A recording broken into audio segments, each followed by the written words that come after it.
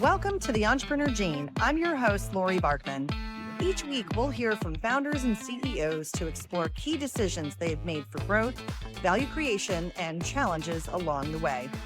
This show is sponsored by the Business Transition Sherpa, offering entrepreneur advisory services from transition to transaction.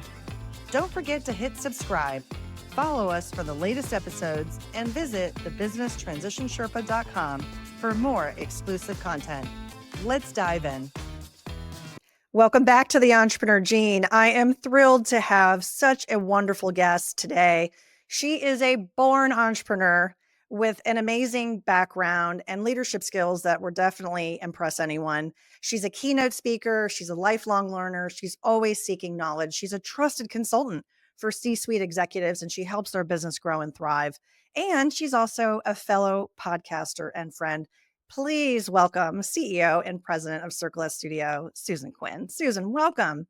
Thank you so much for having me today. It is a real honor for sure. I'm so excited to ask you this first question. Is there an entrepreneur gene, and what does it mean to you? Well, I love the name of your podcast, and I love the name Gene. It's actually sort of the middle of my father, who's no longer with us, unfortunately, but Robert Eugene Quinn, and he was an attorney. I come from a long line of entrepreneurs, and my family used to joke that we had the Eugene, this unusual gene that somehow made us all want to be business owners. So I definitely have the gene.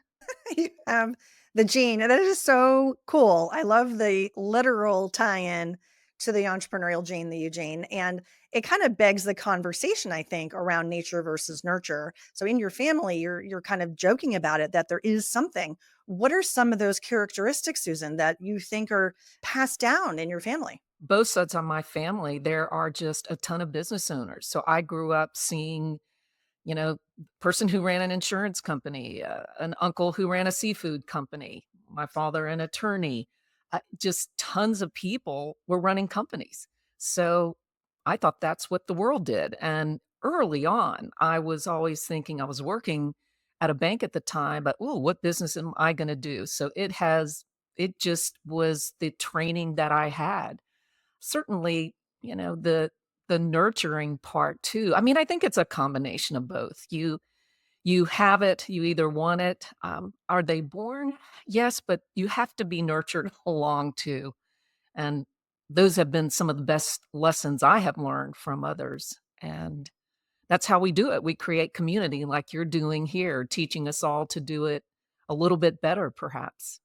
What are some of the traits that you think have been important for you from your experience as an entrepreneur?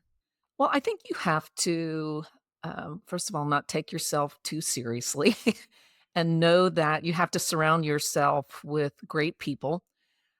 I think the main thing is to be clear on what you're doing, who you are trying to reach. In the world that I'm in, which is consulting, marketing, branding, it can be a pretty large category of who we're trying to reach.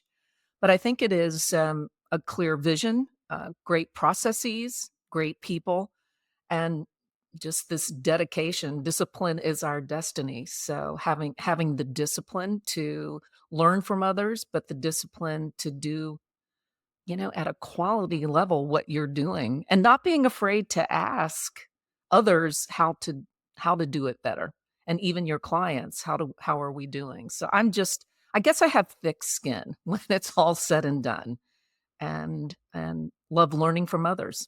It is important to take no, right? To be able to get a no. We're not always going to get a yes. And we're not always going to put something out there, whether it's with our team or with customers that they say, yeah, yeah, I want that. Right. And so to take feedback and do something with it, I think is very entrepreneurial trait also. Yeah, I think a lot of us are accidental entrepreneurs, especially in the agency world. You have one love and you accidentally all of a sudden have an agency. And that was certainly my case. But I always knew I wanted to do something where I guess I was the person deciding my own destiny. But it's not for everyone. I've got family members who have talents beyond belief, and, I look at my daughter-in-law and think, "Gosh, she could run a consulting business." She has no desire to do it. So it definitely is a unique mindset that, an entrepreneur has. Yeah, for sure. And entrepreneurs always have challenges they're facing.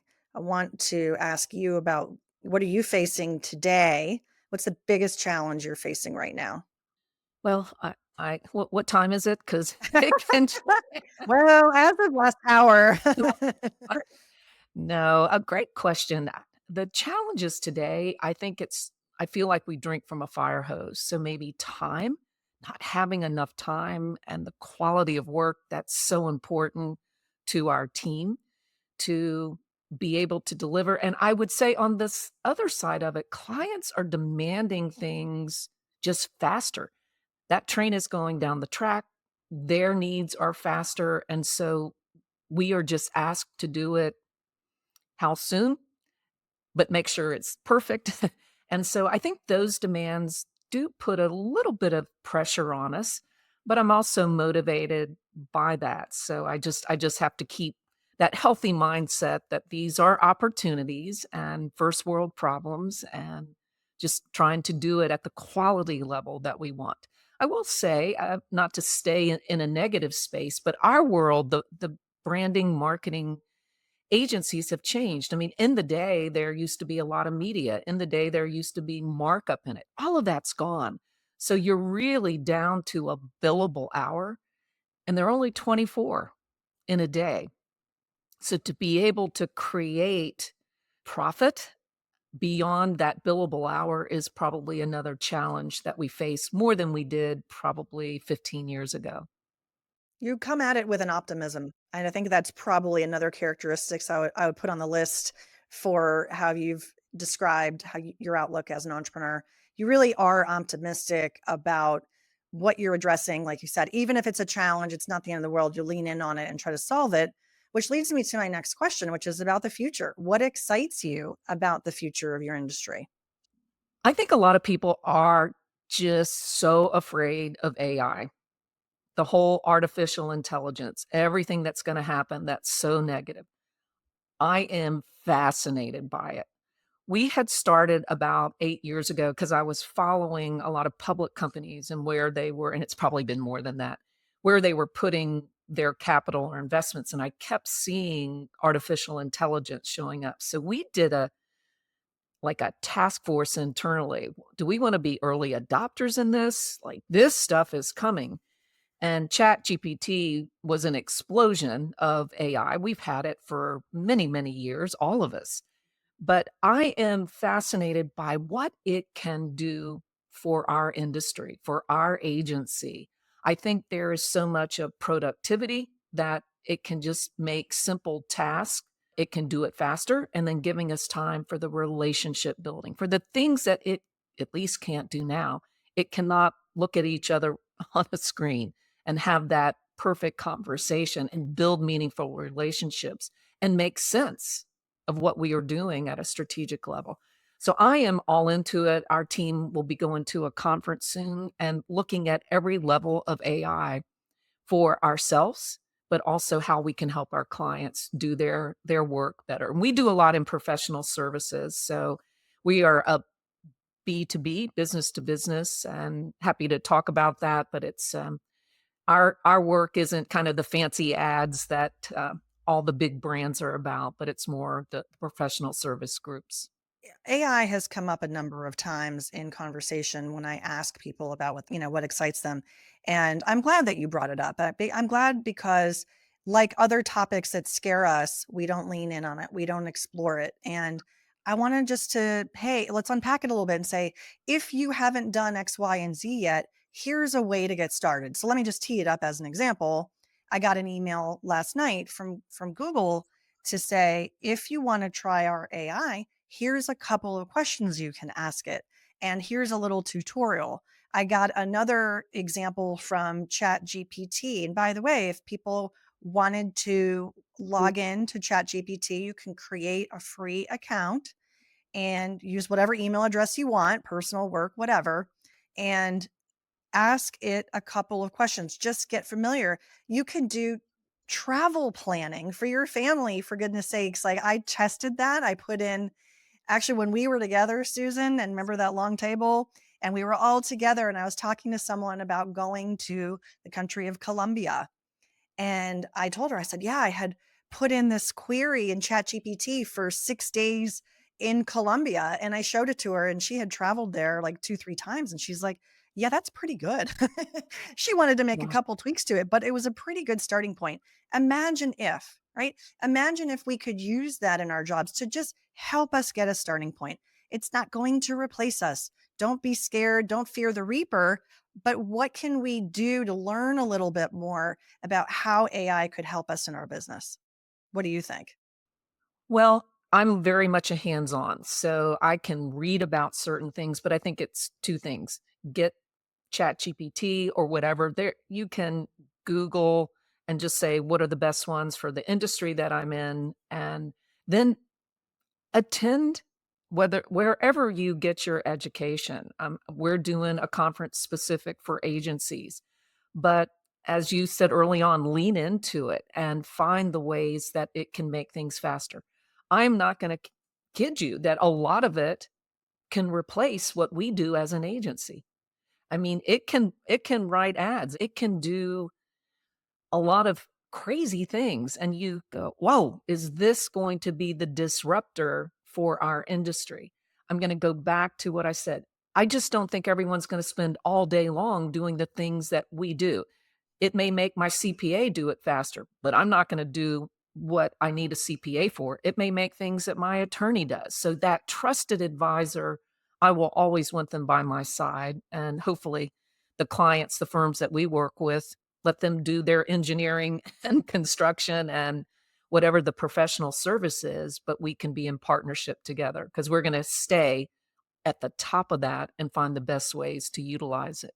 And I said the challenge was not enough time. I think this could be a solution for it, that it helps us get there faster.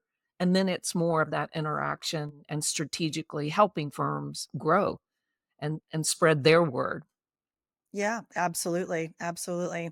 Well, we've spent a good amount of time learning from you, and thank you for that. And I want to shift gears and now learn a little bit more about you, Susan. So, what is the Susan Quinn origin story? Oh, well, in terms of as an entrepreneur, I'm assuming because we don't want to go back in the day. I grew up with 3 brothers and they beat me up terribly. We can talk about that. We could put on our psychology. Is that the factor that led you to be your own boss? Loved growing up with brothers. They kinda toughened me up and, I've been running a company for 40 years, so I could show up with at the time, there weren't a million women running companies, but I what started it, I my daughter was born almost 40 years ago. I was in bank marketing, loved it, had a wonderful team around me, and I didn't have family around, and so I jumped off the cliff and said, "I'm gonna figure this out." So baby in hand, my father attorney, he incorporated me, and he said, "So what are you gonna do?" I said, "I don't know. I don't have a business plan. I don't have a client." But my former it was a bank, they were all in the state of Virginia. They called me and said, "Wow, you've been working on this great piece." It was called the Bank Book, which was really a consolidation of all of the individual rack brochures, and it was to help cross-sell. I wrote the first one for them, produced it, and I did that one project for them for almost 12 years, and then they were acquired. That was the start of Susan Quinn Incorporated, and then, 25 years ago, actually merged with a creative team, and then we formed what is now Circle S Studio. We are a boutique firm, but I've grown from a one-person agency to about a 15-person, plus our circle of resources makes us about a 50-person agency, and have the privilege of working with firms around the country. So, hanging out with my daughter on my hip to hanging out with incredible people, they are the best. We have multiple generations in the company, and I learn from them each and every day. Hashtag lady boss. I love that you had the baby on the hip and that you became an entrepreneur, 40 plus years ago. That's amazing. You've got so much wisdom that I'm sure that you've been sharing with your team. When you talk about the company, you talk about the team, what are some of the things that you find that they put at the top of the list as to why they enjoy your firm so much? Well, in running a company, it's a lot like children. I needed a handbook of how to do it, and I stumbled along until you realize, there are resources out there. There are people who have done it ahead of you. So I think I've had incredible mentors and leaders that I have learned from. And one of the things that stands out to me is be really clear on the vision of your firm and be really clear on your guiding principles, meaning the core values that you want to show up every day. And so we have three, and it's what attracts our team and it's what keeps our team together. And it's three simple words. We've got a lot of other language, but respect, collaboration, and drive. And they exhibit it at the highest level. We give awards for it quarterly of who's doing it at the highest level, and just empower the heck out of them. Hire smart people, be clear on what is needed, and then let them do their job. And that's what I know I love about them. I hope that's what they love about us. We have been a best place to work for several years. Once we got to the threshold of being able to, because you have to have at least 15 people to apply for a lot of these, but I think we have a happy place. And, we have a very open policy of feedback. Aces high and busted. Like, what are we doing well, team? Where do we need to improve? And so it's okay for all of us to say, yep, this is working. And it's okay to say, busted, I didn't do this. And hey, team, I need help. Let's collaborate. And that's our culture. I love it. I love it. If you could go back in time and give yourself some entrepreneurial advice, what would it be? Don't try to do it all yourself, for sure. Don't be afraid to hire up, someone that's got a skill set that you don't.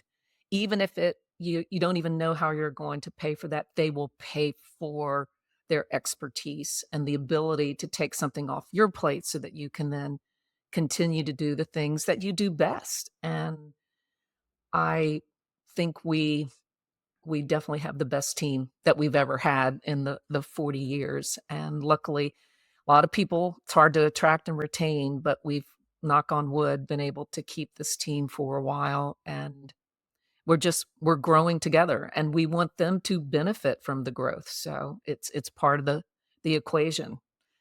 The company grows, everyone else can as well. You're a very busy person. You're very active in a lot of different areas. What do you do outside of work? What are some of the passions that you have? Well, I love to cook.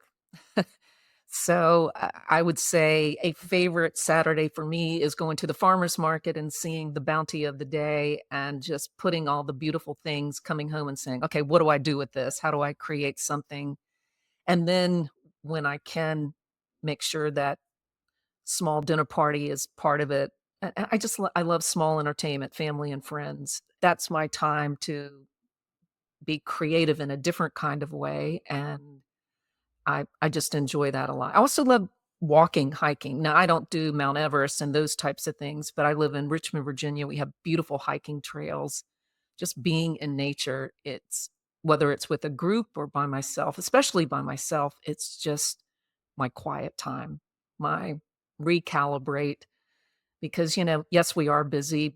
Well, you got to have that quiet time to recalibrate. So that's one thing. And I love music, live music. My family, we like to sing. There's guitar playing. I'm sort of okay on the piano, but a lot of music is in our life too. Awesome. I love that. Susan, thank you for being here. We've learned so much from you. I want to talk about how people can connect with you. What is a good way for people to reach out and want to learn more about you, learn more about Circle S Studio? Well, I'm on LinkedIn. You can find my name, Susan Quinn. CircleSstudio.com, our company website. You can find my picture and click on it. My email is there.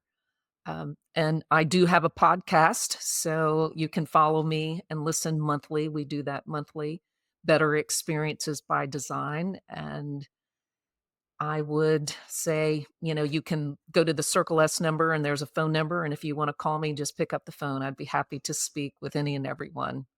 And we should talk about that podcast because I will be on your show and I'm very excited about that and very much appreciate that you have an industry focus. I think that's something we talk about as an opportunity for many businesses is to have a good, strong niche and industry focus, which you do. So I think that's pretty cool. So here we are at the end of the show. And Susan, I want to thank you so much for being on the Entrepreneur Jane.